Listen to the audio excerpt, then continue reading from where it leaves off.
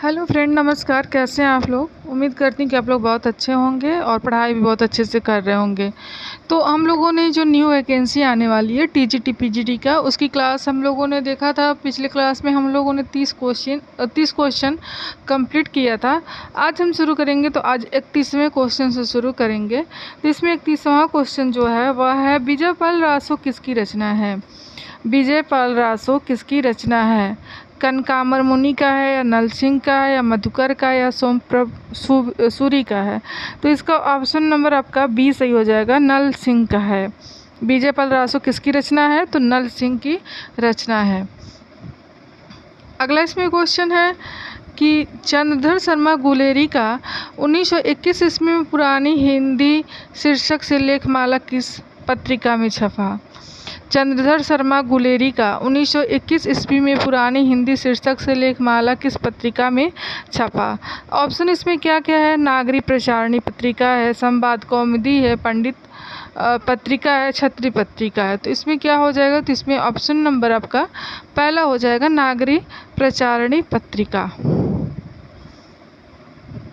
फिर इसमें अगला क्वेश्चन है, आचार्य रामचंद्र शुक्ल के अनुसार प्राकृताभास हिंदी का तात्पर्य है। आचार्य रामचंद्र शुक्ल के अनुसार प्राकृताभास हिंदी का तात्पर्य है क्या है? तो इसका पहला ऑप्शन सही हो जाएगा, प्राकृत रूढ़ियों से बद्ध हिंदी। प्राकृत रूढ़ियों से बद्ध हिंदी। अगला क्वेश्चन इसमें है कि ग्रियर्सन ने हिंदी का प्रथम कवि किसे माना है? ग्रियर्सन ने हिंदी का प्रथम कवि किसे माना है?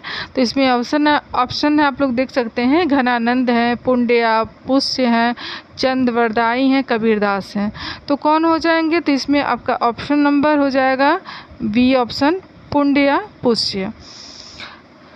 अगला इसमें है, कृतिलता का प्रधान रस है। कृतिलता का प्रधान रस क्या है इसमें? तो कृतिलता का आप सभी लोग जानते हैं, वीर रस है प्रधान रस। इसमें कृतिलता का प्रधान रस क्या है? तो वीर रस है। अगला क्वेश्चन है, अभिनव जयदेव की उपाधि से विभूषित कवि माने जाते हैं। कौन माने जाते हैं? तो अभिनव जयदेव की उपाधि से विभूषित कवि जो हैं वो किसको माना जाता है? तो इसमें आपका ऑप्शन नंबर सी सही हो जाएगा, विद्यापति को माना जाता है। अगला क्वेश्चन है, यहाँ पे एक पंक्ति है, वज्जीय घोर निशंग रान चौहान चहुदिस। किस कवि की पंक्ति है? वज्जीय घोर निशंग रान चौहान चहुदिस किस कवि की पंक्ति है? तो यहाँ पे आपका ऑप्शन नंबर पहला ही सही हो जाएगा। ये पंक्ति जो है ये चंद्रवरदाई की है।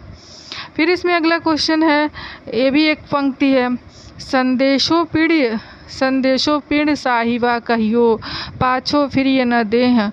किस कवि की पंक्ति है? तो यह किस कवि की पंक्ति है? तो यह दलपत विजय की है। ऑप्शन नंबर आपका बी सही हो जाएगा। इसमें किस कवि की पंक्ति है? तो दलपत विजय की ये पंक्ति है।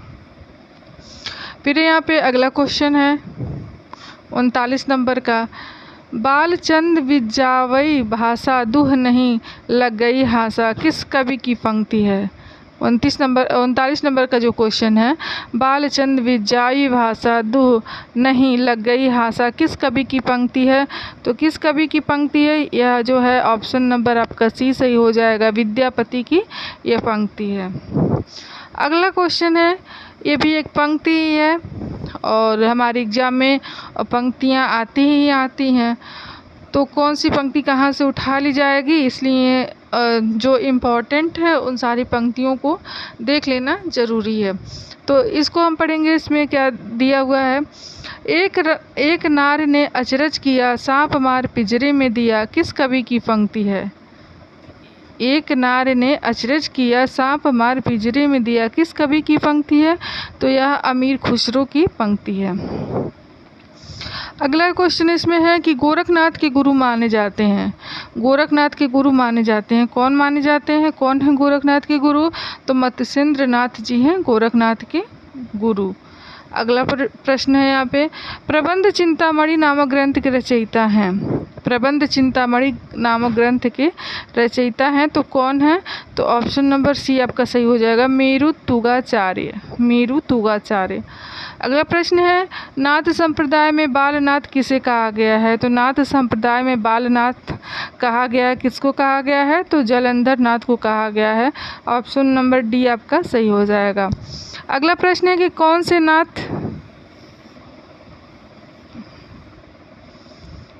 इसमें है अगला प्रश्न कि कौन से नाथ सिद्धों में गिने जाते हैं? कौन से नाथ जो हैं वह सिद्धों में गिने जाते हैं? तो इसमें ऑप्शन में 3 लोगों का नाम दिया गया है, तो यहाँ पे बताना है कौन सा सही हो जाएगा। तो इसमें आपका ऑप्शन नंबर पहला ही सही हो जाएगा। कौन से नाथ सिद्धों में गिने जाते हैं? तो नागार्जुन, चरपटनाथ और जलंधर नाथ, यही तीनों लोग गिने जाते हैं। अगला प्रश्न है कि कुमारपाल प्रतिबोध गद्य पद्यमय काव्य लिखा है, किसने लिखा है? तो यहाँ पे ऑप्शन नंबर बी सही हो जाएगा, सोम प्रभु सूरी ने लिखा है। फिर अगला प्रश्न है कि जोई जोई पिंडे सोई ब्रह्मांडे सिद्धांत किसका है? तो जोई जोई पिंडे सोई ब्रह्मांडे सिद्धांत जो है नाथों का है। ऑप्शन नंबर सी सही हो जाएगा यहाँ पे। फिर अगला प्रश्न है कि परमाल रासों के रचयिता हैं, तो परमाल रासों के रचयिता कौन है? लगभग सब लोग जानते हैं, जगनिक हैं। अगला प्रश्न है यहाँ पे कि हिंदी के इतिहास का काल विभाजन करने वाले प्रथम इतिहासकार कौन है? तो हिंदी के इतिहास का काल विभाजन करने वाले प्रथम इतिहासकार जो है वह ग्रियर्सन है। अगला प्रश्न है यहाँ पे कि भक्ति शब्द का सर्वप्रथम उल्लेख किस ग्रंथ से मिलता है? भक्ति शब्द का सर्वप्रथम उल्लेख किस ग्रंथ से मिलता है? तो यहाँ पे ऑप्शन है छांदोग्योपनिषद, भागवत पुराण। और इसमें फिर यहाँ से क्वेश्चन आ जाएगा। फिर यहाँ पे है आपका तैत्तिरीय उपनिषद और श्वेताश्वर उपनिषद। तो यहाँ पे आपका ऑप्शन नंबर डी सही हो जाएगा, श्वेताश्वेतर उपनिषद हो जाएगा, डी ऑप्शन।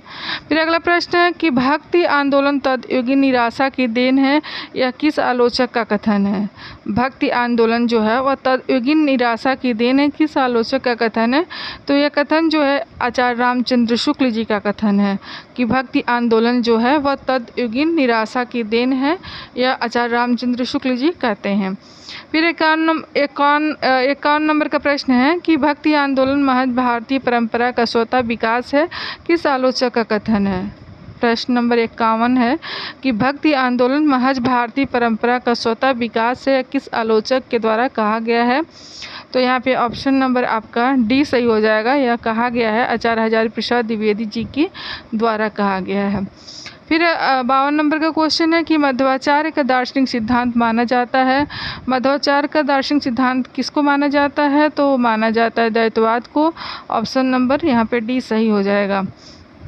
फिर 53 नंबर का प्रश्न है कि भक्ति के आद्य आचार्य माने जाते हैं, तो भक्ति के आद्य आचार्य कौन माने जाते हैं? तो रामानुज आचार्य माने जाते हैं। फिर अगला क्वेश्चन है कि रामानंद के शिष्यों की संख्या कितनी है? तो रामानंद के शिष्यों की संख्या 12 है। ऑप्शन नंबर बी सही हो जाएगा। हिंदी साहित्य के आदिकाल को स्वर्ण युग मानने वाले विद्वान हैं, कौन हैं? तो हिंदी साहित्य के भक्ति काल को स्वर्ण युग मानने वाले जो विद्वान हैं वह ग्रियर्सन है। ऑप्शन नंबर बी सही हो जाएगा। फिर 56 नंबर का क्वेश्चन है कि संत मत इस्लामी एकेश्वरवाद का सूचक है, यह कथन किसका है? तो यह कथन भी आचार्य रामचंद्र शुक्ल जी का है। ऑप्शन नंबर सी सही हो जाएगा। फिर अगला प्रश्न है कि संप्रदाय परंपरा में प्राचीन संप्रदाय कौन सा है? संप्रदाय परंपरा में प्राचीन संप्रदाय कौन सा है? तो संप्रदाय परंपरा में प्राचीन संप्रदाय जो है वह ब्रह्म संप्रदाय है। ऑप्शन नंबर आपका डी सही हो जाएगा। फिर अगला क्वेश्चन है कि भक्ति काल के प्रारंभ में उत्तर भारत में किसका शासन था? भक्ति काल के प्रारंभ में उत्तर भारत में किसका शासन था? तो भक्ति काल के प्रारंभ में उत्तर भारत का जो शासन था वह हर्षवर्धन का शासन था। ऑप्शन नंबर पहला ही सही हो जाएगा, हर्षवर्धन। फिर अगला क्वेश्चन है कि कबीर किस शासक के समकालीन थे? तो कबीर जो है वह सिकंदर लोदी के समकालीन थे। अगला क्वेश्चन है यहाँ पे कि कबीर की वाणियों का सबसे पुराना नमूना किस ग्रंथ में मिलता है? कबीर की वाणियों का सबसे पुराना नमूना किस ग्रंथ में मिलता है? तो यह मिलता है गुरु ग्रंथ साहिब में। ऑप्शन नंबर बी यहाँ पे सही हो जाएगा। फिर अगला क्वेश्चन है कि उदासी संप्रदाय का प्रवर्तन किसने किया? तो उदासी संप्रदाय का प्रवर्तन किया श्री चंद ने किया। ऑप्शन नंबर डी सही हो जाएगा। फिर अगला क्वेश्चन है नानक दर्शन का सार तत्व माना जाता है। किसको माना जाता है? तो यहाँ पे ऑप्शन नंबर बी सही हो जाएगा, जपू जी को माना जाता है। अगला क्वेश्चन है 12 खड़ी रचना है, किसकी रचना है? तो 12 खड़ी जो रचना है वह है मलुकदास जी का। ऑप्शन नंबर सी सही हो जाएगा। फिर अगला क्वेश्चन है रुद्र संप्रदाय के प्रवर्तक माने जाते हैं। तो रुद्र संप्रदाय के प्रवर्तक जो माने जाते हैं वह विष्णु स्वामी माने जाते हैं। ऑप्शन नंबर यहाँ पे सी सही हो जाएगा। फिर अगला क्वेश्चन है यहाँ पे डॉक्टर नगेंद्र ने प्रेमाख्यानक काव्य परंपरा का प्रथम ग्रंथ माना है। किसको माना है? तो यहाँ पे आपका उन्होंने माना है हंसावली को। ऑप्शन नंबर यहाँ पे बी सही हो जाएगा। फिर 66 नंबर का प्रश्न है कि जायसी की अवधि और तुलसी की अवधि में क्या अंतर है? जायसी की अवधि और तुलसी की अवधि में क्या अंतर है?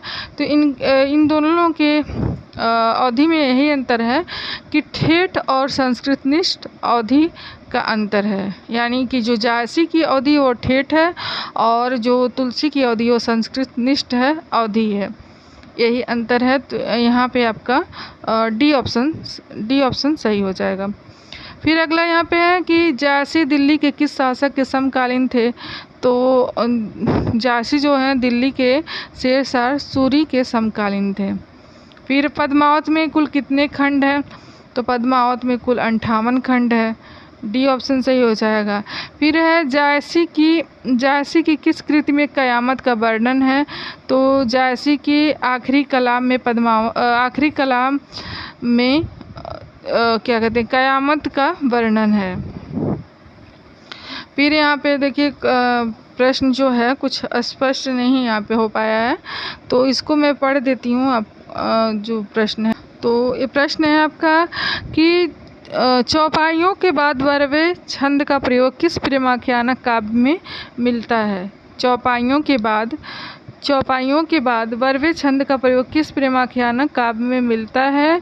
तो यहाँ पे आपका ऑप्शन है रूपमंजरी, इंद्रावती, चिताई वार्ता और अनुराग बांसुरी। तो यहाँ से कौन सा सही हो जाएगा? तो ऑप्शन नंबर आपका यहाँ पे डी सही हो जाएगा, अनुराग बांसुरी। फिर अगला क्वेश्चन यहाँ पे है, ये भी स्पष्ट नहीं यहाँ पे आया हुआ है कि चलिए यहाँ से एक 70 क्वेश्चन तक ही रहने देते हैं और अगले क्वेश्चन में इसको मैं दूसरा बनाऊंगी PDF, तो फिर मैं पढ़ाती हूँ अगले क्लास में। तो आज की क्लास के लिए बस इतना ही, फिर मिलते हैं अगले क्लास में। अगर क्लास पसंद आए तो वीडियो को लाइक कीजिए, शेयर कीजिए, चैनल पर अगर नए हैं तो सब्सक्राइब कीजिए। बहुत बहुत धन्यवाद आप लोगों का।